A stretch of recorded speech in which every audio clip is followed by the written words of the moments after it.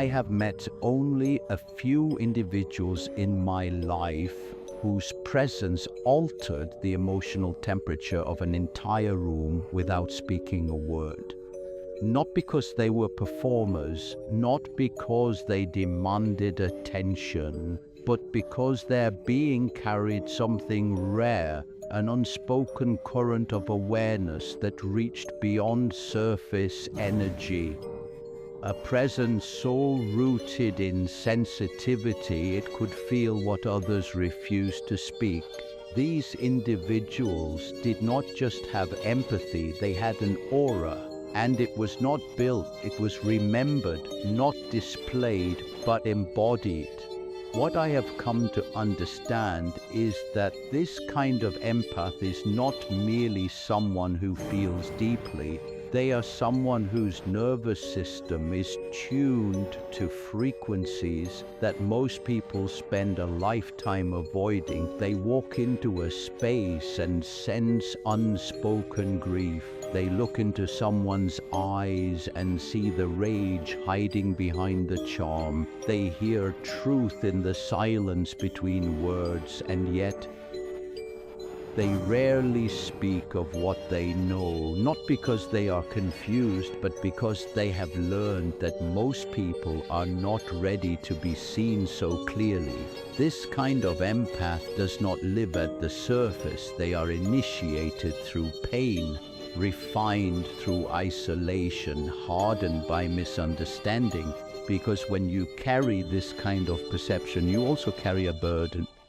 The burden of knowing, of sensing, of seeing what others deny, and doing so with no proof, no invitation, and often no support. This is not a gift that brings applause, it brings loneliness, because to feel this much is to exist between worlds, to be in a room but not quite of it, to engage with others while simultaneously reading the terrain of their unresolved psyche. Most people cannot hold that mirror for long. They will either try to possess it, destroy it, or distance themselves from it.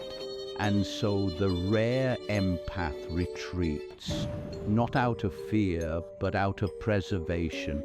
They know what it feels like to be drained by those who do not regulate themselves, to be misunderstood by those who interpret grounded silence as disconnection, to be punished for naming truths others spend their lives avoiding. But this retreat is not withdrawal, it is cultivation. In solitude, this kind of empath develops something even more rare than sensitivity. They develop discernment. They begin to notice not just what they feel, but what is theirs to hold. They learn to observe pain without merging with it. They learn to detect manipulation without needing to fix it. They learn that love does not mean carrying what someone refuses to confront. This shift is not taught in books, it is learned in moments of energetic betrayal, when they gave too much, believed too deeply, stayed too long, and finally understood that empathy without boundaries is self-erasure. What makes this aura rare is not its emotional capacity, it is its psychic discipline. This is the kind of empath who no longer explains, no longer overextends, no longer offers their light to be consumed by those who fear the dark. They are not harsh, but they are clear. Their presence is calm, but not soft. Their gaze is kind, but not naive. Their heart is open, but not unguarded. They do not perform warmth to avoid discomfort.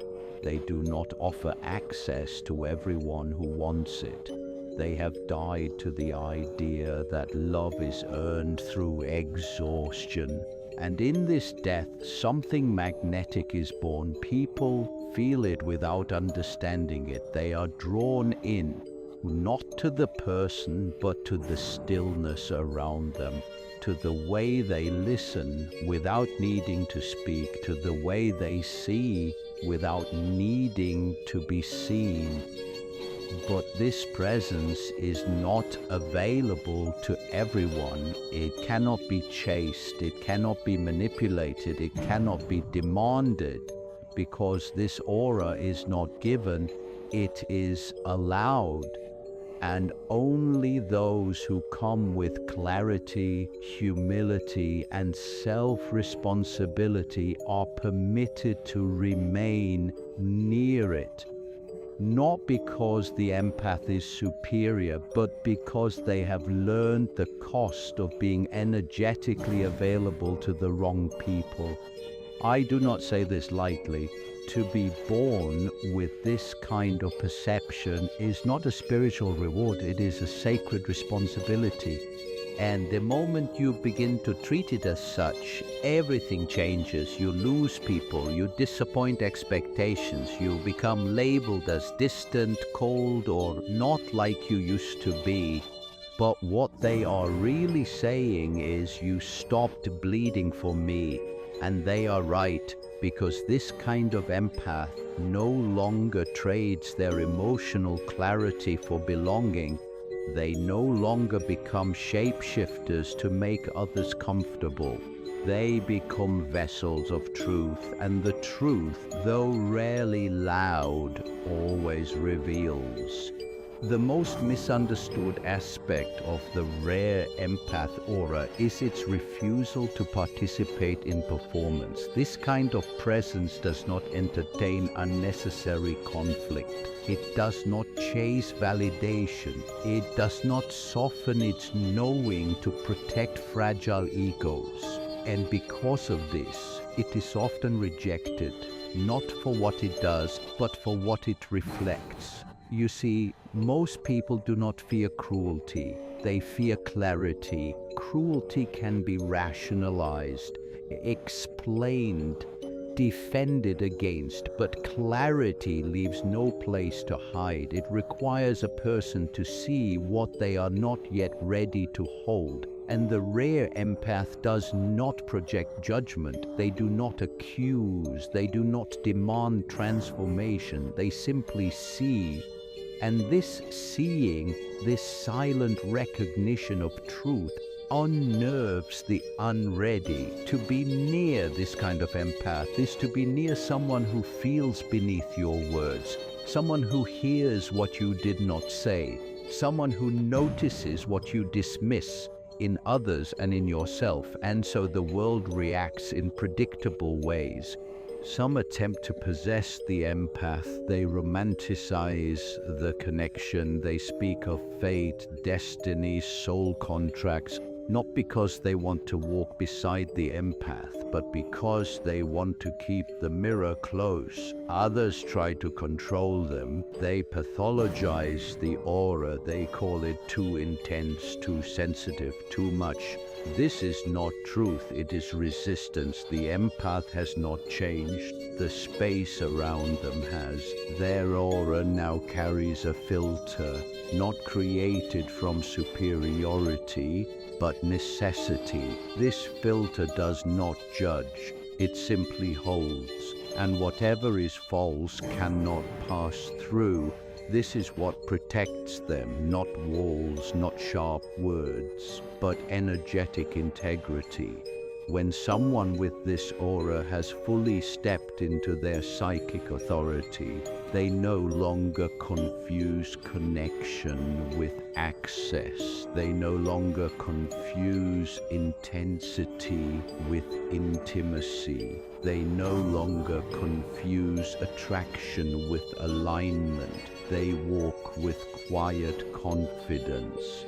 And because they are not grasping, chasing, or explaining, they become unpredictable to those who rely on reaction. The narcissist, the manipulator, the emotional addict, none can make sense of this stillness. They try to provoke, they test, they disappear, waiting to be chased, they return, waiting to be welcomed. But nothing happens because the empath is no longer playing their part in the cycle. They are no longer activated by tactics. They are no longer moved by confusion. This is what I have come to call psychic sovereignty, the state in which an individual's emotional system belongs only to themselves. In this state, the empath does not need to explain why they walk away. They do not offer essays on boundaries. They do not plead to be understood. They simply move with grace, with certainty, with a peace that speaks louder than confrontation ever could. But make no mistake, this peace was earned. It came after years of exhaustion, of feeling everything, of absorbing too much, of trying to heal others through self-abandonment. It came through silence that turned into wisdom, through grief that turned into discernment, through loneliness that turned into light. The rare empath aura is forged in fire, not the fire of destruction, but the fire of purification.